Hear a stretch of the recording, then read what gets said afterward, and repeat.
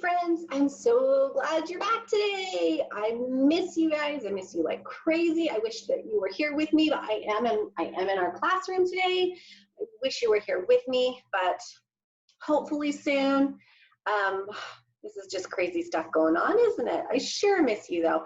Hey, I want to start today by showing you guys some of the pictures that I got back from last week's lesson. Do you remember how I asked you guys to send me pictures of your tutor Russ and your 95 themes? Well, I got a few cool pictures. Now, I'm a little bit sad because I put these pictures into a really cool little video, and for some reason, I can't get that video to work when I'm recording to you guys. So I'm gonna have to just show you the pictures, but that's okay, right? So give me just a second. I'm gonna bring those pictures up so you can see them too. Okay guys, I'm working on getting those pictures up. Give me just a second. Sometimes it takes me a minute to find them. Here they come. All right, here we go. Look at our friend Heath. He found 95 Legos. Way to go, Heath. I am so proud of you. And then, oh, we have our friend Nicole. Nicole, that tutor rough looks beautiful on you. Good job. I love that. And Annie found 95 peanuts. Oh, I love her creativity on that. 95 peanuts. I love the smile too. She looks like she's ready to eat those peanuts. And, oh, I know I had another one. Where did it go? There it is. It was hiding. It was on the wrong side of all my pictures. And that is our friend Heath again. And Heath looks amazing in his tutor rough. I love it. Good job. You guys, please keep sending me pictures. I will make sure that we include those in our lessons. If we can't see each other in our classroom, at least we can see each other through pictures. Okay, friends, we're going to learn about a really cool guy that lived during the Renaissance today. We actually talked about him a few weeks ago, just a little bit. We didn't talk about him a whole lot, but we're going to today, and I remember saying to you, if you were in my class, I said, we're going to talk about him later on. Well, here we are. We're going to talk about this guy. But first of all, I'm going to show you the 4 writers that we discussed, and I'm going to give you clues, and I'm going to see if you can guess who we're going to talk about. So give me just a sec to get this up here. Sometimes it takes me a minute to get the screen switched over. All right, here we go. Okay, do you guys remember all these people? We talked about them a few weeks ago. Remember, this was the week that we did our plays. Some of you might have dressed up and done a play. I know that my class, we had little finger puppets and we created plays with our finger puppets because all of these men here were writers during the Renaissance. So the first guy, I don't know if you guys can see my mouse or not on the screen, but if you can see my mouse, it's moving around this first guy here. And it's the guy with the red hat and the red cloak on. Do you guys remember his name? If you remember his name, shout it out. His name was Dante. I hope you remember Dante. What do you remember about Dante? Dante wrote the Divine Comedy. Was the Divine Comedy funny? No, it was not funny. You are right. The Divine Comedy was not funny. But Dante wrote the Divine Comedy. All right, this next guy right next to Dante with the leaves on his head. Who remembers who this was? This was a long time ago. Might need to put on those thinking caps. This is Petrarch. Anybody remember anything about Petrarch? He was a scholar. That means he had a lot of education. He loved to study and he loved to learn. He also loved to write.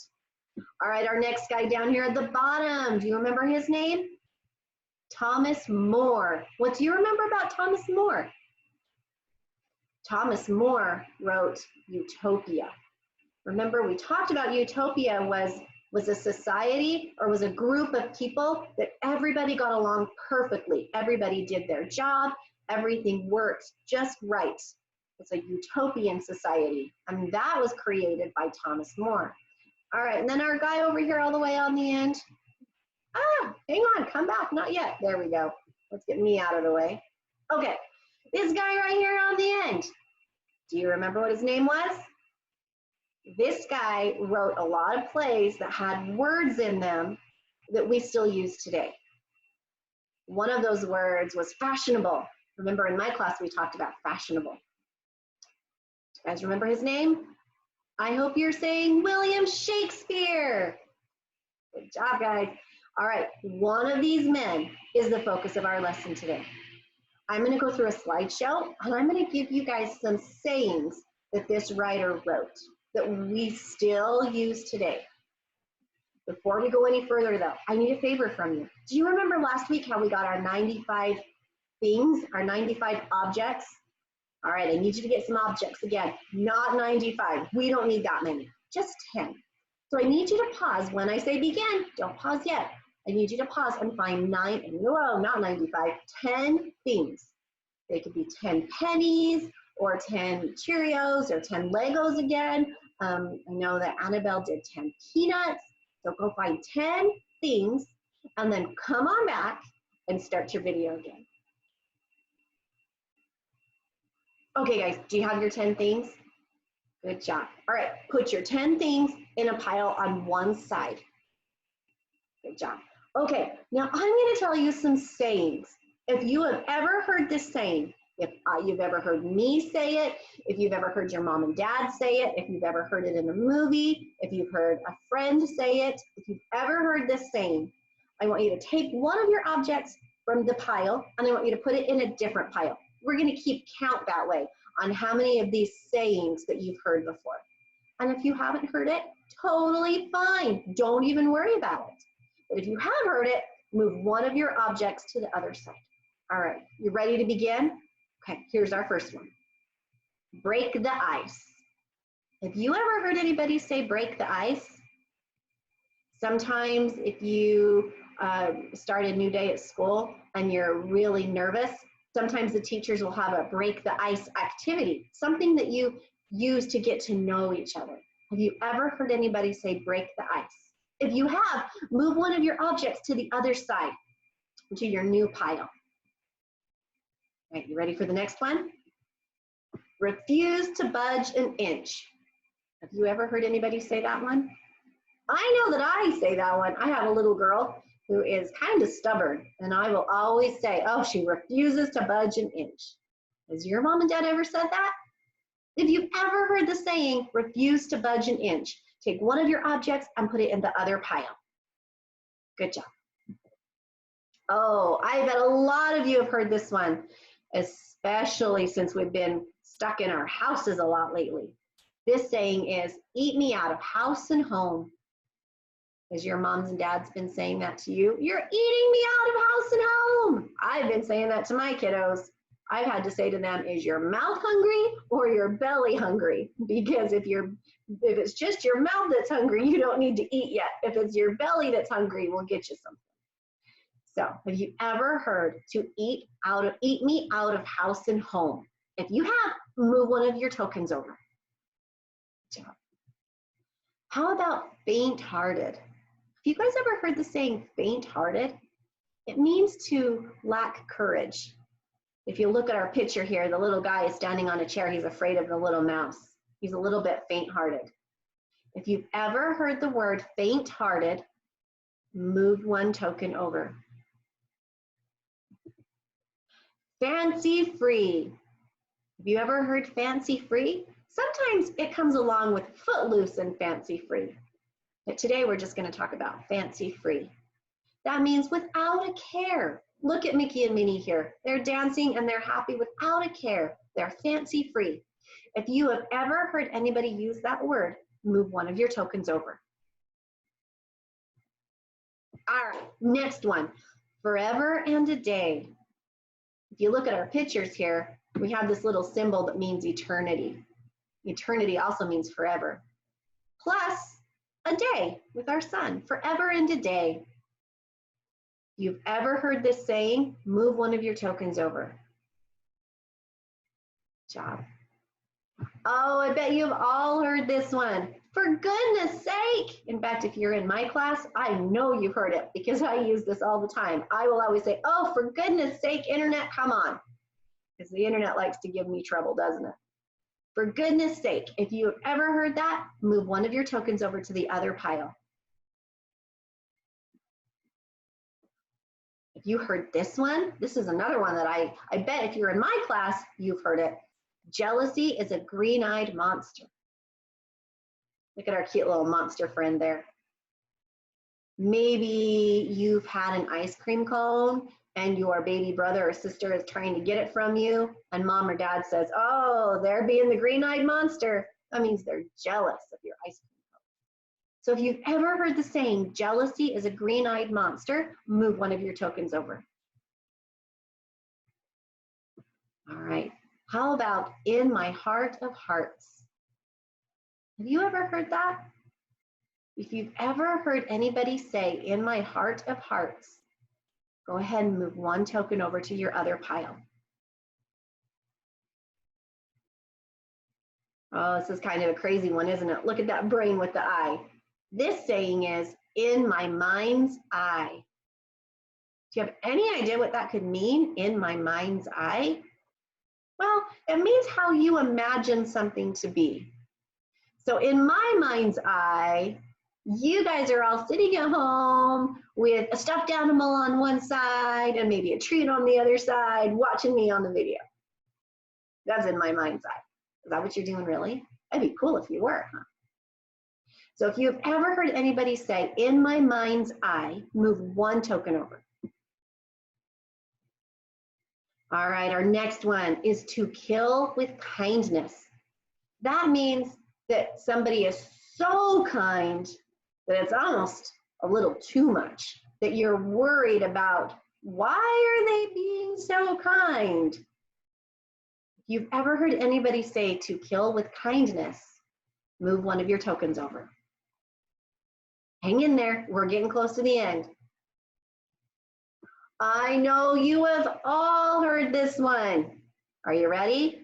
Knock, knock, who's there? I bet you've all heard that. In fact, oh, I have an idea. I have a good challenge. I want your knock, knock jokes. Because this writer, he invented knock, knock, who's there? So you guys send me in your favorite knock, knock joke, and I will put those in next week's lesson. We'll start with some knock, knock jokes. So if you've heard knock, knock, who's there, take one of your tokens and move it over to the other pile. Good job. All right, this one, laughing stock.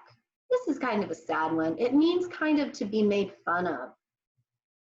If you have ever heard anybody say the laughing stock, I want you to move one of your tokens over. Okay, I bet a lot of you might have heard this one. Love is blind.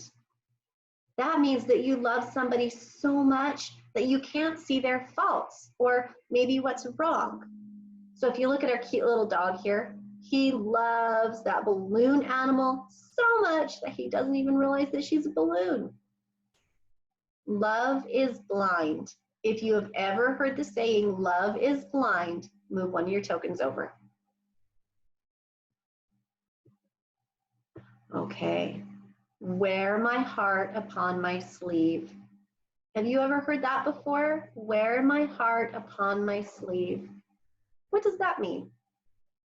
That means that you show your emotions. You don't bottle them up inside. So if you're happy, everybody knows you're happy. But when you're sad, everybody knows that you're sad. That's called wearing your heart upon your sleeve. If you've ever heard that before, move a token over. Oh, this is a fun one. If you're in my class, I know that you have heard this one. Wild goose chase.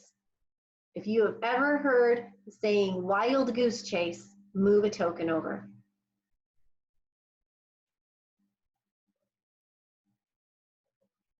Guess what, guys? Everything that we just talked about, those were all sayings written by William Shakespeare. Is that who you guessed we were talking about? William Shakespeare was a writer during the Renaissance, and he wrote all kinds of wonderful plays. He wrote comedies and history and tragedies. And in these plays, he used those sayings that I was just showing you. And those sayings have been used ever since Shakespeare wrote them. For hundreds of years, we've continued to use those sayings. Those words were so powerful, they stuck, and people still continue to use them today. All right, let me get rid of our Shakespeare here. All right, there we go. All right, guys, William Shakespeare is such a cool guy. I'm going to show you a video that talks all about his life. Okay, guys, This William Shakespeare video is going to start, and it kind of cuts off his first couple of words. And he's saying, I didn't have any electricity. So that's what it starts with. I didn't have any electricity. Electricity either. I had to write by the window or by candlelight at night. Parchment was made from dried animal skin, without the fur, and my quills were all goose feathers with a sharpened nib, which I dip into the ink. Lots of drips and splodges. Try and imagine writing all those plays without a biro or a laptop. Not surprisingly, my signature looks a bit wobbly. It was tough work, but if you practice, you get good at it. Here's a page of mine.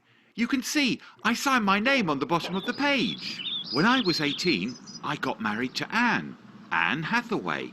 She was a farmer's daughter like my mother, and we had a daughter called Susanna, followed by twins called Judith and Hamnet.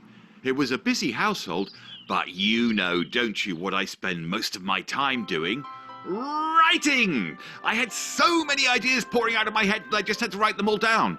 I wrote long poems, short poems called sonnets, 154 of them, and all kinds of plays. I was an actor as well as a playwright, and I had a pretty good idea of how to tell an exciting story on stage. Soon, I organised a bunch of actors to perform my plays.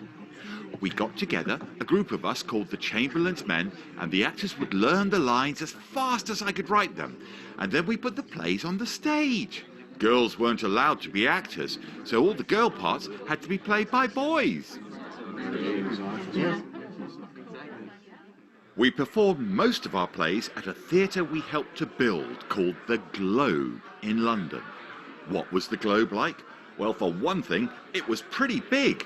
Around 3,000 people could fit inside it, and it had an open roof, so when it rained, the standing people got wet. When a performance was on, there was a flag flying on the roof. A canopy hung over the stage to protect the actors from the rain, and the trapdoor in the floorboards was a brilliant way for actors to pop up unexpectedly and surprise the audience.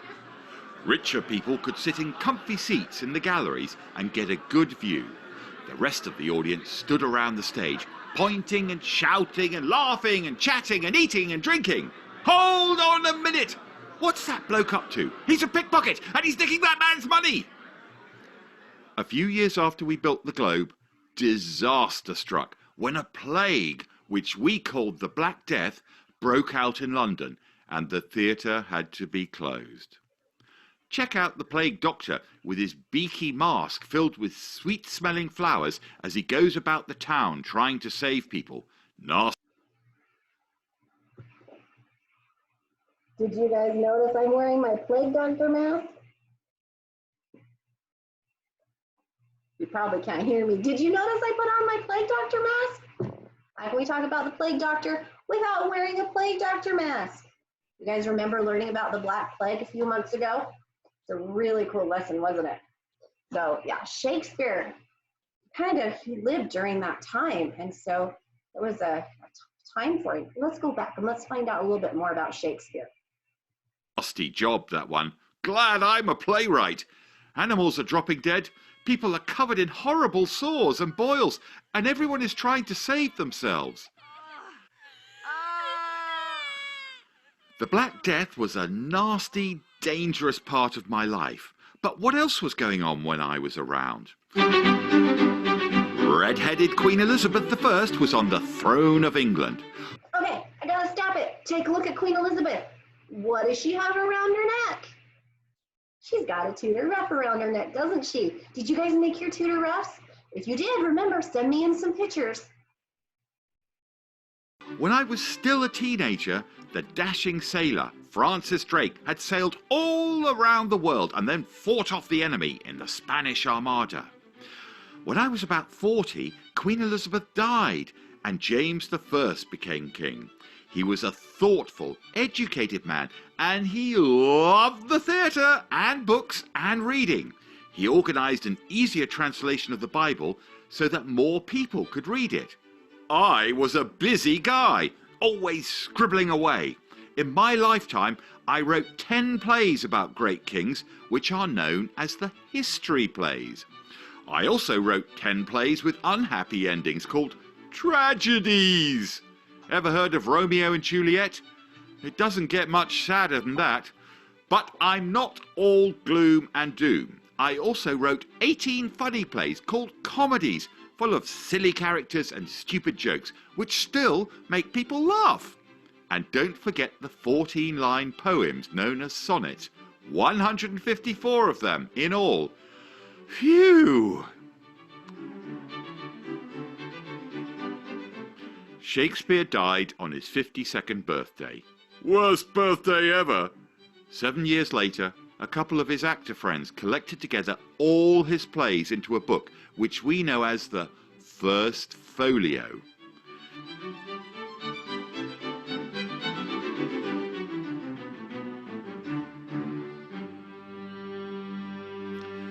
If you've ever said, "Good riddance," to someone, or listened to a ref talk about fair play, if you've heard about somebody who's got a heart of gold, or used the expression, "love is blind," well, you're quoting exactly what he wrote more than 400 years ago.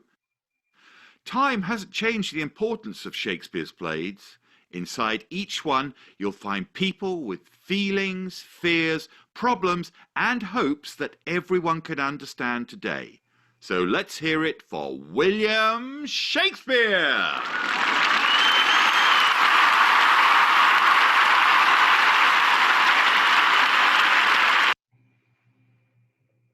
All right, Shakespeare was an amazing man.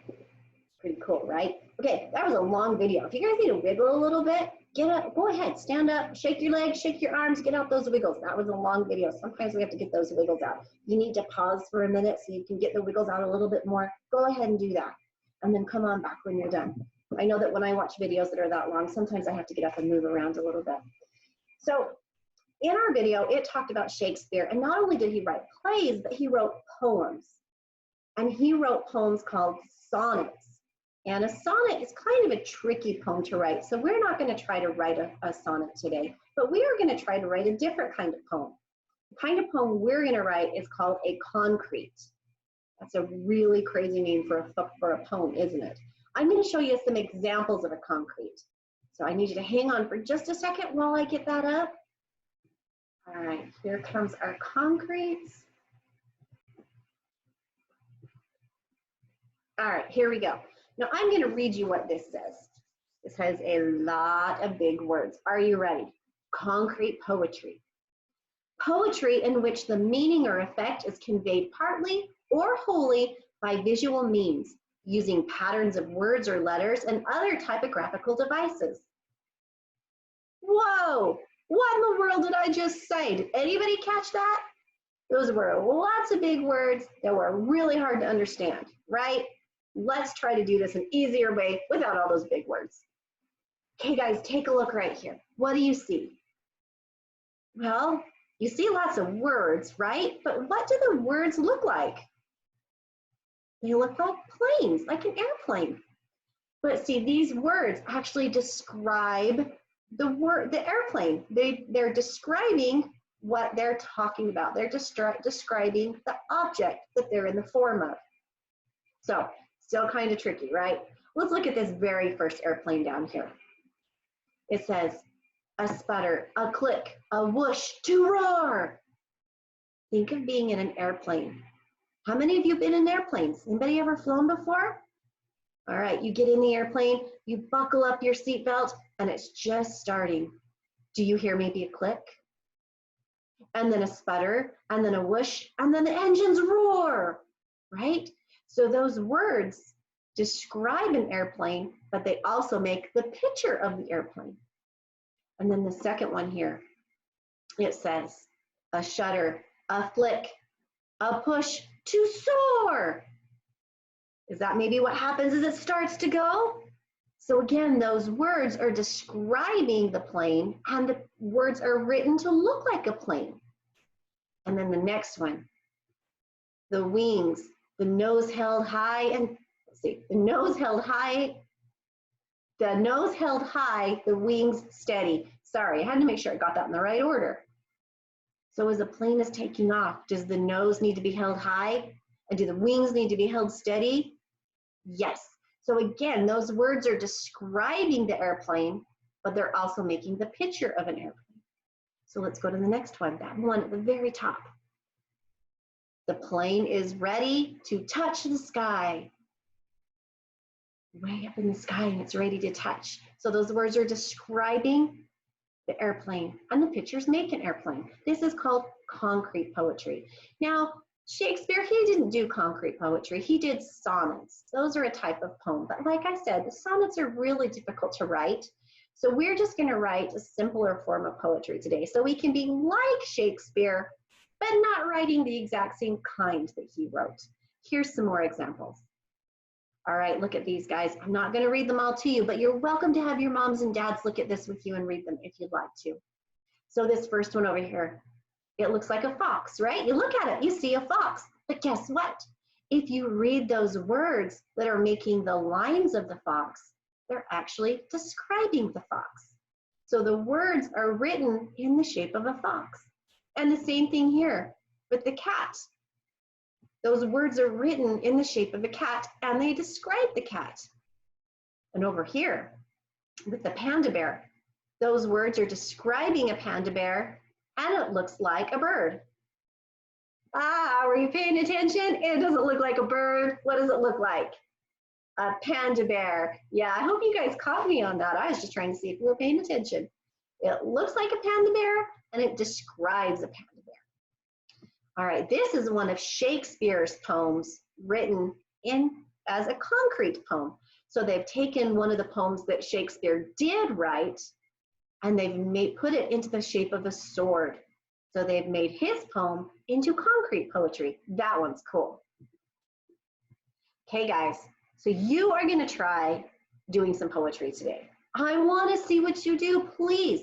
I want you to send me pictures of what you've done, and I'll put them in next week's lesson. Okay, we're going to do some concrete poetry, but we're going to make it relate back to Shakespeare. Okay, so I have some examples here.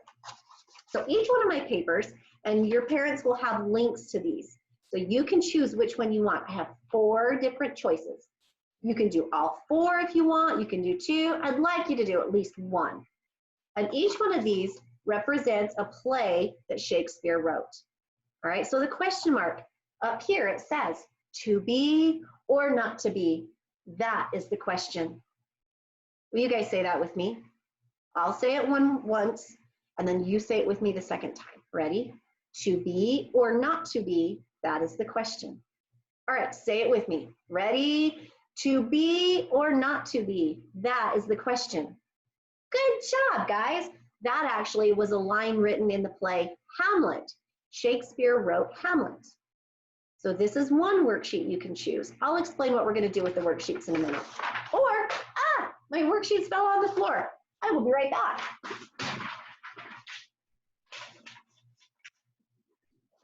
Sorry about that.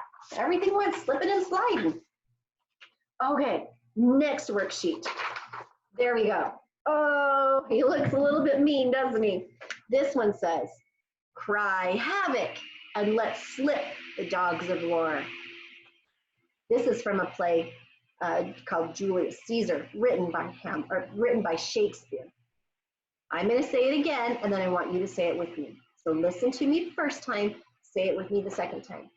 Cry havoc and let slip the dogs of war. Are you ready? Say it with me. Cry havoc and let slip the dogs of war.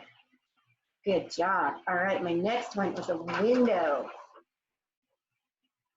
And this one is from a play, Romeo and Juliet. I bet a lot of you have heard of Romeo and Juliet. This one says, what light through yonder window breaks? It's a window. I'm going to say it again, and then I want you to say it with me. What light through yonder window breaks? Okay, ready? Say it with me. What light through yonder window breaks? Good job, guys. All right, I have one more, and I meant to bring a blank copy of this one so you could see it before I did it, but I forgot the blank copy, so you're gonna have to see mine already done. This is our last choice of the worksheet. You can choose any of these four. This one is a rose. And this one is also from Romeo and Juliet. And the saying is, what's in a name? A rose by any other name would smell as sweet. Okay, I'm gonna say it again and then you say it with me. Listen. What's in a name? A rose by any other name would smell as sweet. Ready? Say it with me. What's in a name? A rose by any other name would smell as sweet. You guys just said 4 lines from Shakespeare videos. See how awesome you are? All right, here's what I want you to do. You're gonna choose one of these worksheets. Have mom or dad print it off for you, okay? I chose to do the rose. You can choose any of those that you want. And then I want you to look at your picture and choose 4 words that describe your picture, okay? So I chose the rose. The 4 words I chose were beautiful, sweet smelling. I know that's 2 words, but we're gonna put them together as one. Sweet smelling, velvet, because if you ever looked at a rose petal, it looks like velvet, and love. My 4 words, beautiful, sweet smelling, velvet, and love. So I want you to choose 4 words that describe your picture and have mom or dad write those words down for you and keep that paper right by you, okay?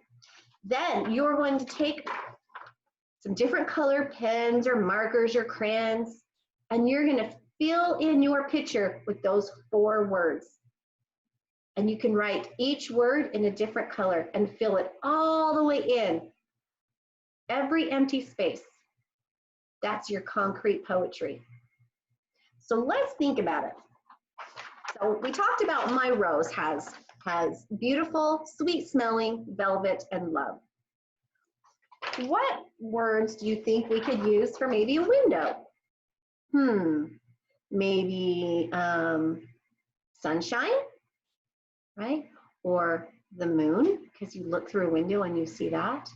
Or outdoors. You could even do glass or open or curtains. Any words you want, whatever reminds you of a window. Choose 4 words and cover your entire picture in those 4 words. What about if you chose the dog? What words do you think you would use for this dog? I don't know if cuddly would be a very good one for this dog. He doesn't look very cuddly. I would say maybe husky. He looks strong and husky. Or strength, right? Bark. What other words can you think of that would describe that dog? And the question mark. Gosh, what kind of words could we use for question mark? Maybe who? What? When? You get the idea.